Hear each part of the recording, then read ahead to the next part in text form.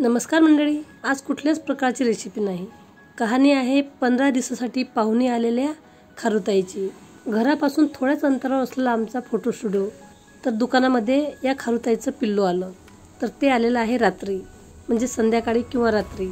तर हे आलं तेव्हा माझ्या मिस्टरांना माहीत नव्हतं आणि रात्री 10-10:30ला ते दुकान बंद करून घरी आले. पिल्लू आलं हे त्यांना अजिबात कळालं नाही.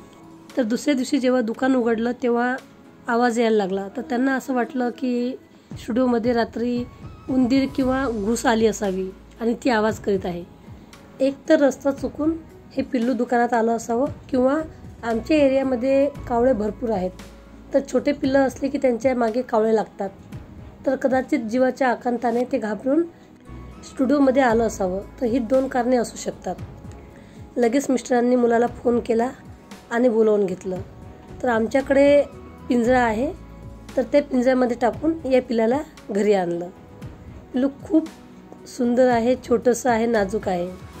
तर आणताबरोबरच ते पिंजऱ्यातून बाहेर निघण्यासाठी खूप धडपड करू लागलं. त्यानंतर बघा माझ्या जवळ आलेलं आहे. माझ्या हातावर, खांद्यावरती, मानेवरती हे पिल्लू ओळख नसतानाही जाऊ लागलं. तर मी सुरुवातीला खूप घाबरत होती, कारण आतापर्यंत कधी खारूचं पिल्लू मी कधी एक वेळा जवळून बघितलेलं नव्हतं किंवा जवळ घेतलेलं नव्हतं. आणि ते एकदम माझ्या हातावरून खांद्यावरती आलं. त्याचे नख मला टोचत होते. खारुताईचा घरी येण्याचा पहिला दिवस आणि घरामध्ये आनंदाचं, उत्साहाचं वातावरण तयार झालं. कारण ते आमच्यासोबत खेळू लागलं. मुलाच्या हातामध्ये जाऊन ते बघा कशा प्रकारे खेळत आहे. इकडून तिकडे तोंड काढत आहे. त्याला खूप मजा वाटते, जसं काही ती त्याच्या घरट्यामध्ये आहे. खारुताई घरी आली, परंतु आता हिला द्यायचं काय? तर मुलाने इंटरनेटवरती, गुगल, यूट्यूबवरती बरंच सर्च करून माहिती जमा केली. तर त्यानुसार समजलं का खारुताईला आपण दूध देऊ शकतो. तर दुधामध्ये पाणी टाकून पातळ दूध या खारुताईला देऊ शकतो. सुरुवातीला खारुताई अजिबात दूध पित नव्हती, तिला सवय नव्हती. त्यामुळे ड्रॉपने किंवा इंजेक्शनचे सिरीज ते आम्ही मेडिकलमधून विकत आणलं आणि त्याच्या सहाय्याने खारुताईला दूध द्यायचा प्रयत्न केला. हा व्हिडिओ आहे खारुताईचा 3ऱ्या ते 4थ्या दिवसाचा. परंतु 2 ते 3 दिवस तिला अजिबात दूध पिता येत नव्हतं. तेव्हा व्हिडिओ काढला नाही गेला, म्हणून मी आपल्याला ते दाखवू शकले नाही.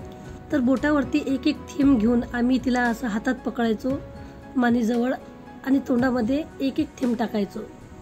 कधी तोंड उघडून चाटायची, तर कधी तोंड घट्ट पकडून अजिबात दुधाचा थेंब आतमध्ये घेत नव्हती. जसं छोटं बाळ औषधी घ्यायला त्रास देते त्याचप्रमाणे ती दूध प्यायला त्रास देत होती. 2 ते 3 दिवसानंतर ती आमच्यामध्ये मिसळू लागली, आमच्यासोबत खेळू लागली. आंब्याचं फोड तिला दिली तर ती चाटू लागली आणि पूर्ण घरामध्ये तिचा विहार सुरू झाला. तर आपण बघत आहात की जिकडे जिकडे आम्ही जातो तिकडे ती आमच्या पावलाच्या मागे येते, आमच्यासोबत खेळते. आम्हालाही खूप आनंद होतो आणि तिलासुद्धा आनंद होत असेल. ज्या रात्री ती आमच्या घरी आली त्या रात्री तिला आम्ही पिंजऱ्यात ठेवलं. दुसऱ्या दिवशीही ती 10 वाजेपर्यंत पिंजऱ्यात होती. त्यानंतर ती बाहेर यासाठी धडपड करायची. मग आम्ही काही वेळ पिंजऱ्यामध्ये आणि काही वेळ बाहेर असं तिला सोडू लागलो. काही वेळ बाहेर खेळायची आणि काही वेळ पिंजऱ्यामध्ये ठेवायचो. कारण पिंजऱ्यामध्ये तिला ठेवलेलं असताना तिला दूध द्यायला किंवा काही खायला द्यायला ती सोपी जायचं. असं ती हातामध्ये राहायची नाही, पटकन हातातून निसटून जायची. त्यामुळे ती पिंजऱ्यामध्ये आम्ही तिला खाया प्यायला सहज देऊ शकत होतो. तर बघा, काहीही तुम्ही करायला गेलं म्हणजे ती मागे मागे येते. जसं छोटं बाळ आईच्या पाठीमागे मागे येत असते, त्याचप्रमाणे ही खारुताई आमच्या पाठीमागे येते, आमच्या जवळ येते. हातावर, पायावर कुठेही सहज येऊन बसत असते. तिच्या मुळावर तिचं मूळ असलं तर ती आपल्याजवळ येणार, नाहीतर मग लांब राहणार. कितीही आवाज दिले तरी येणार नाही, नाहीतर एका आवाजात ती धावत धावत आपल्याजवळ येणार. अशा प्रकारे या खारुताईचा आम्हा सर्वांना खूप लळा लागलेला आहे. आमच्या घरातील एक ती सदस्यच बनलेला आहे. तिचे अशा प्रकारचे लीला बघून आम्हाला खूप आनंद व्हायचा आणि तो क्षण तर तो आम्ही मोबाईलमध्ये रेकॉर्ड करून ठेवलेला आहे. 15 दिवसाच्या कालावधीमध्ये खारुताईचे लीला, गमती जमती हे तुम्हा सर्वांसोबत शेअर कराव्या म्हणून हा व्हिडिओ मी अपलोड करीत आहे. एक प्रकारचा मेसेज देत आहे. आपण सर्वांना माहिती आहे की प्राणी मात्रावर दया करायला पाहिजे. यदा कदाचित तुम्हालाही पशु पक्षी कुठे भेटले किंवा ते जखमी अवस्थेत मिळाले तर त्यांना घरी आणावं आणि त्यांचा सांभाळ करावा. त्यानंतर ते बरे झाल्यानंतर त्यांना त्यांच्या विश्वात सोडून द्यावं. प्राणी मात्रावर दया करावी. 2 ते 3 दिवसाच्या आधीच आमच्याकडे घुबडचं पिलू आलेलं, तेही जखमी अवस्थेत आम्हाला बाहेर भेटलं.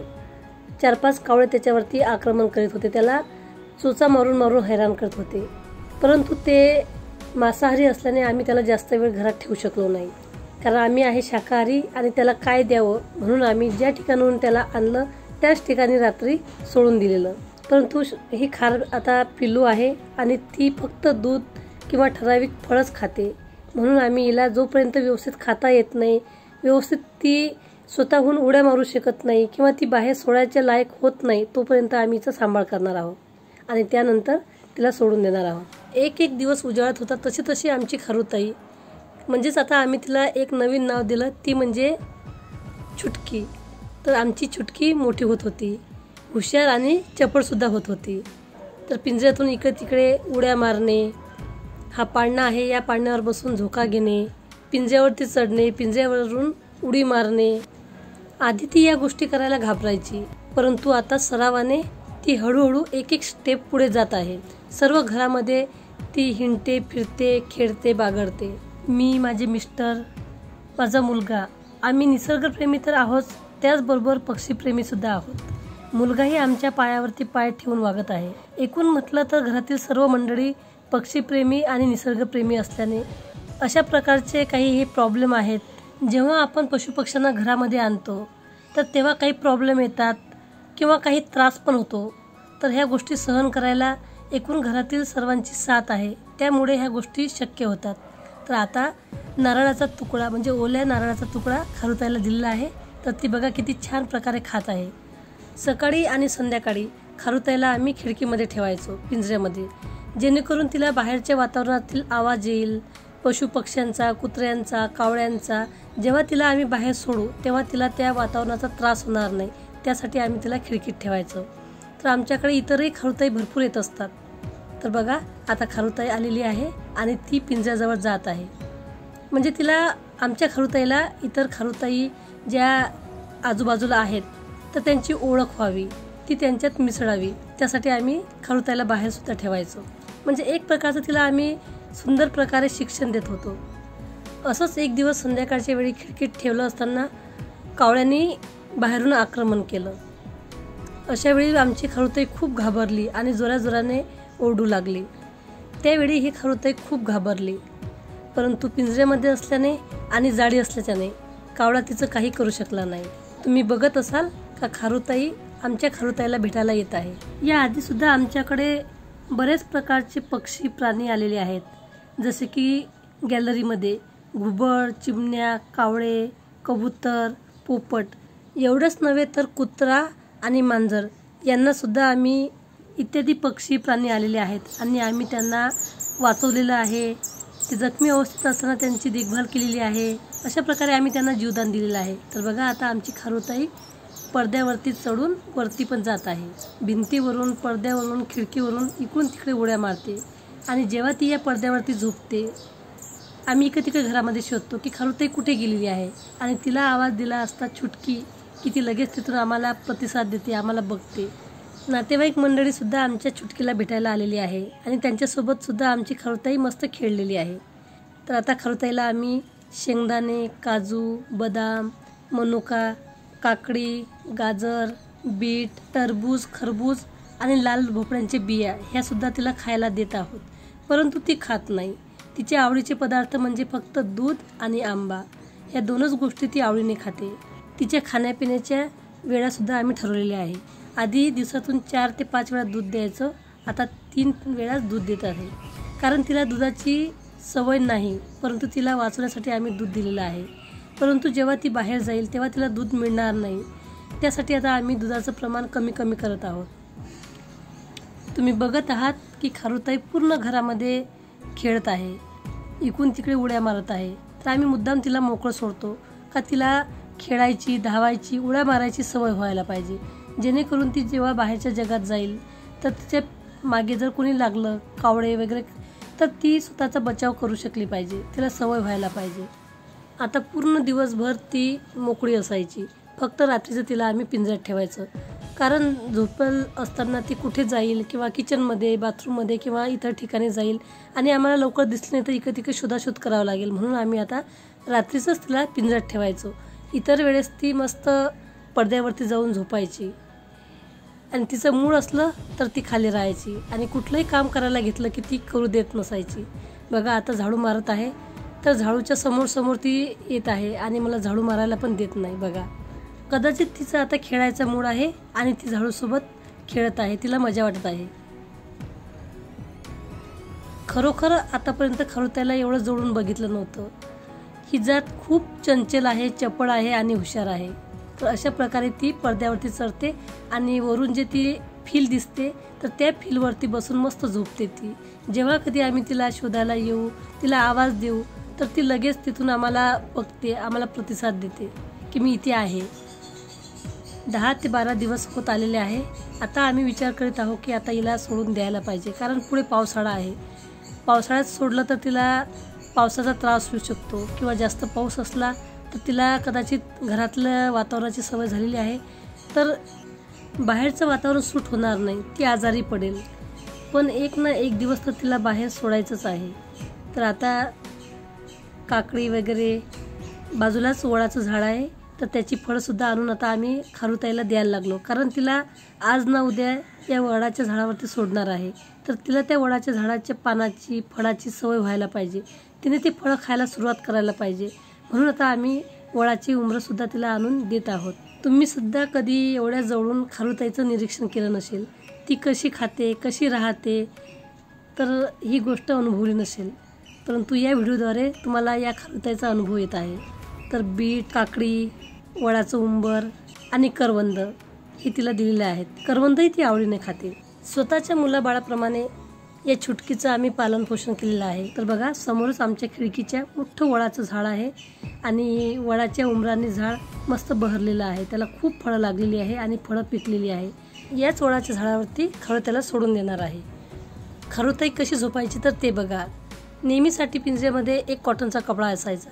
तर झोपताना ती या कपड्याच्या खाली जायची आणि झोपायची. आवाज दिला का कपड्याच्या बाहेर तोंड काढायची आणि परत आतमध्ये जाऊन झोपायची.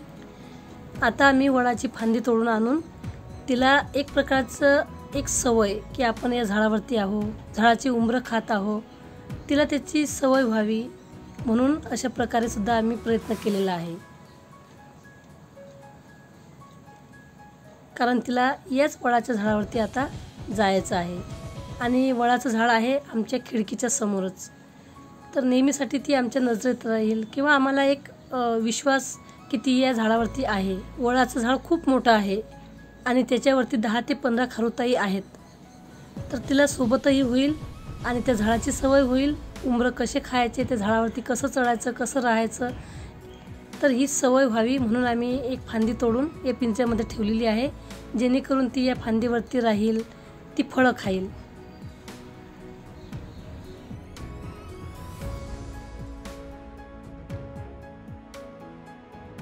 घरातील सर्वांना खरुताईची खूप सवय लागली होती. तिच्याशिवाय आता राहणं मुश्किल झालं होतं आणि अधूनमधून कामं करत असताना थोड्या वेळाने आम्ही तिला जाऊन बघायचो ती कुठे आहे, तिला आवाज द्यायचो आणि ती आम्हाला प्रतिसाद द्यायची. आवाज दिला म्हणजे ती पटकन बाहेर यायची, ती कुठेही असो आम्हाला बघायची आणि एक प्रकारे आवाज काढायची की मी इथे आहे.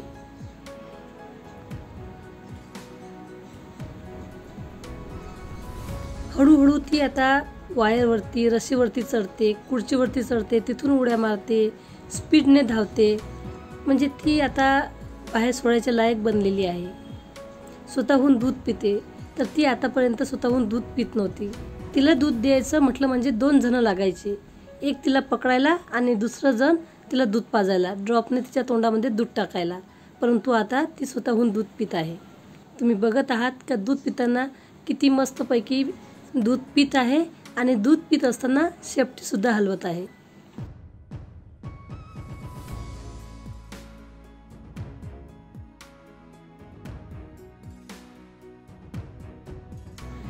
असं वाटायचं की हिला दूध द्यायचंच नाही, हिचं दूध बंद करायचं जेणेकरून ही बाहेरचं खाईल. परंतु मनाला मानत नव्हतं की जोपर्यंत आपल्या घरी आहे तोपर्यंत थोडं का होईना पण हिला दूध देऊ दे. नंतर थोडीच तिला दूध मिळणार आहे. जसे जसे तिचे दिवस जवळ येत होते तसं तसं मला टेन्शन येत होतं. बघा दूध पिऊन कशी तोंड पुसते, हात साफ करते. शेवटच्या वेळीचे काही क्षण आहेत तर ते बघा. तिला मी जवळ येऊ नको बोलते, लांब जा, पण ती ऐकत नाही. बघून मी काय बोलते ते ऐकते, की तू माझ्या जवळ येऊ नको, तू लांब जा. तरीसुद्धा ती माझ्याकडे बघते आणि जवळ येते. 2-3 वेळा तिला मी खाली सोडलं तरी ती धावून माझ्याकडे येत आहे. या चुटकीचा आम्हा सर्वांना खूप लळा लागलेला आहे आणि तिला सोडून राहणं काय माहिती कसं होईल. छोटासा जीव आहे, परंतु तिने आम्हा सर्वांना आपलंसं केलं.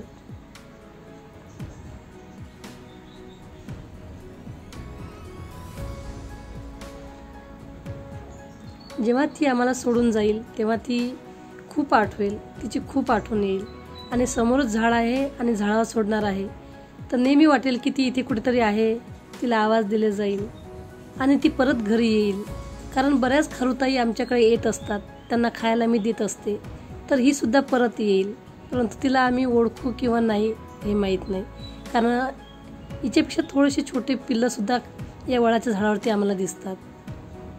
तर अशी ही खरुताईची गोष्ट आहे. 15 दिवसासाठी का होईना, पण तिने आम्हा सर्वांना खूप आनंद दिला. खूप मस्त वाटलं. हे 15 दिवस कसे निघून गेले काही समजलंच नाही. आणि छोट्या छोट्या तिच्या आठवणी जे आम्ही कॅमेऱ्यामध्ये कैद करून घेतलेले आहे, तर त्या तुम्हा सर्वांसमोर शेअर कराव्या हे सुद्धा मला वाटलं. म्हणून हा व्हिडिओ मी खास तयार केलेला आहे. असं म्हणतात ना की जर आपण जंगलच्या प्राण्यांनासुद्धा जीव लावला तर ते आपल्या जवळ येतात, तर ही गोष्ट खरोखर आहे. तर जेव्हा आम्ही सोडायला तिला बाहेर आणलं, आज तिचा शेवटचा दिवस. आज सकाळी सकाळी लवकर उठून आंघोळ वगैरे करून देवाला नमस्कार केला आणि देवाला प्रार्थना केली की देवा हे जिथे कुठे राहील तर तिला आयुष्य दे, भरपूर आयुष्य दे आणि सुखात ठेव. तर ज्यावेळी तिला सोडायची वेळ आली तेव्हा अंतःकरण भरून आलेलं होतं. ती पिंजऱ्यातून सहजासहजी बाहेर येत नव्हती. कसं तर तिला जबरदस्तीने मी बाहेर काढलं आणि तिला झाडावर जा म्हणते.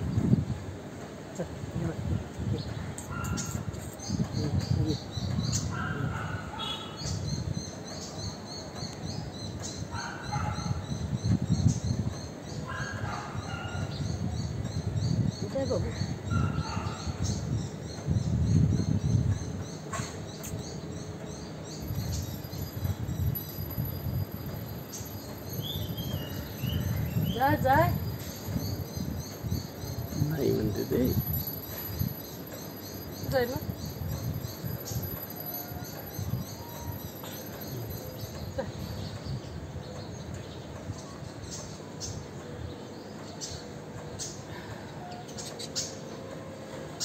जाय जाय चल जाय, चढ वरती, चढ वरती.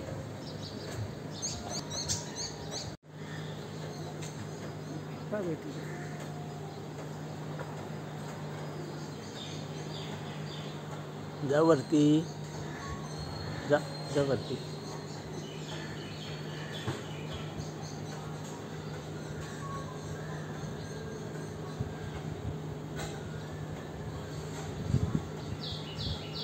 मला सोडून 3 वेळा ती वर गेली आणि वरून परत खाली आली. तिला सुद्धा आम्हाला सोडून जावंसं वाटत नव्हतं कदाचित, परंतु हेच तिचं विश्व होतं, तिचं जग होतं आणि तिला एक ना एक दिवस आम्हाला सोडून जायचंच होतं. कारण आम्ही तिला बंदी शाळेत ठेवू शकत नव्हतो. बाहेरची हवा, बाहेरचं जग, बाहेरचं स्वातंत्र्य तिला देऊ शकत नव्हतो. अशा प्रकारचा हा खरुताईचा 15 दिवसाचा प्रवास आहे. एक प्रकारचा खूप सुखद अनुभव आहे. विशेष म्हणजे झाड खिडकीच्या समोरच आहे आणि खिडकीतून सहज हे झाड दिसते, म्हणून मनाची समजूत किती समोरच आहे. व्हिडिओ आवडला तर व्हिडिओला लाईक करा, कमेंट करा. धन्यवाद मंडळी.